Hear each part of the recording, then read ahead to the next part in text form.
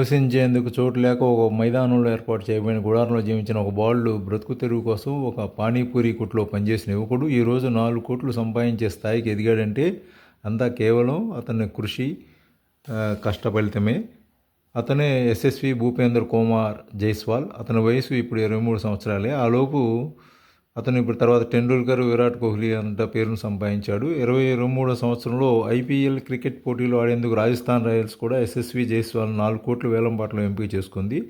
అయితే అతని జీవిత చరిత్ర మనకు చాలా బాధాకరంగా ఉంటుంది. ప్రస్తుతం ముంబై నగరంలో సౌకర్యవంతమైనటువంటి జీవితం గడుపుతున్న యశస్వి జైస్వాల్ బాలప్రాయం ఆ విధంగా లేదు. ఉత్తరప్రదేశ్లో వారణాసికి సమీపంలో ఉన్న సూర్యావన్ అనే చిన్న పట్టణంలో భూపేంద్ర జైస్వాల్ కంచెన్ దంపతులకు జన్మించాడు.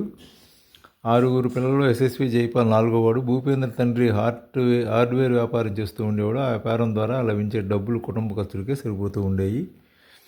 8 ఏళ్ల ప్రాయంలోనే యశస్వి జైపాల్ క్రికెట్ పట్ల ఆసక్తి పెరిగింది. ప్రాతకాలనే క్రికెట్ని ఆడేందుకు వెళ్తుండేవాడు.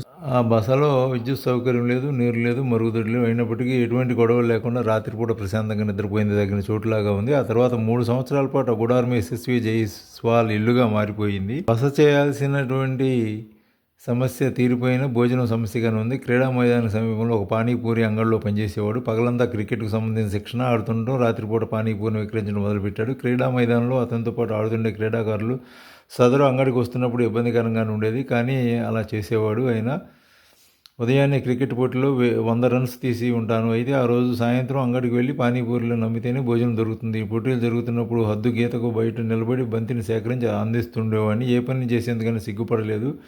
నా దృష్టి క్రికెట్ నుంచి బయటపడకుండా జాగ్రత్త పట్టించడం వల్ల నేను ఇంత గొప్పవాడిని అని చెప్తూ ఉంటాడు. ఆయన దాదాపు 3 సంవత్సరాల పాటు ఈ విధమైన పోరాట జీవితాన్ని జీవించిన యశస్వి జ్వాలాసింగ్ అనే మంచి వ్యక్తి కంట్లో పడ్డాడు.